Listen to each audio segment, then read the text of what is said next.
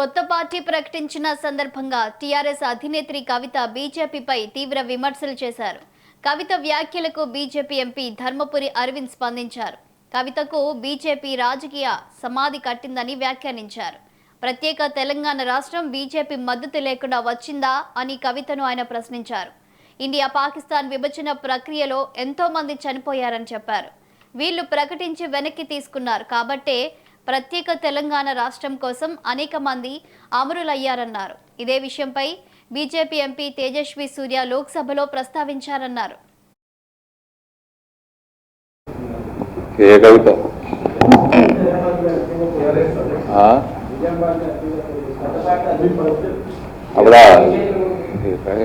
మేమే మర్చిపోతాం, మీకెందుకు కాదుందండి. తెలంగాణ లాపిటోరా అని ఒక క్యారెక్టర్ ఉంటుంది, మీకు ఐడియా ఉందా? మీ సీనియర్లకు ఉంటుంది బాగా. మీరంతా యంగ్స్టర్స్ తయారైపోయారు మీడియాలో. పిట్టల ద్వారా అనే క్యారెక్టర్ ఉంటుంది. అటు ఆంధ్ర పోతే తుపాకీ రాములు అంటారు. కట్ట తుపాకీ పెట్టుకొని చినిపోయిన కోట్ వేసుకొని లూజ్ ప్యాంట్ వేసుకొని తిరుగుతూ ఉంటుంది క్యారెక్టర్.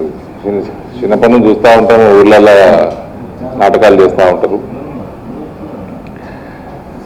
ఏమంటారు, పిట్టల ద్వారా చెరువు కింద తూము పెట్టినా, చెరువు నిండా బియ్యం నింపినా, ఇట్లాంటి డైలాగులు కొడుతూ ఉంటాడు. సో ఇప్పటి నుంచి ఏళ్ళటి నుంచి మీరు ఇప్పటి వారు పిట్టల దొర క్యారెక్టర్ చూసారు తెలంగాణలో. ఏళ్ళకి వెళ్ళి పిట్టల దొరసాని క్యారెక్టర్ చూస్తారు. ఇప్పటి వరకు చూడలేదు. అంతే. ఇంకేమున్నాయా ప్రశ్నలు?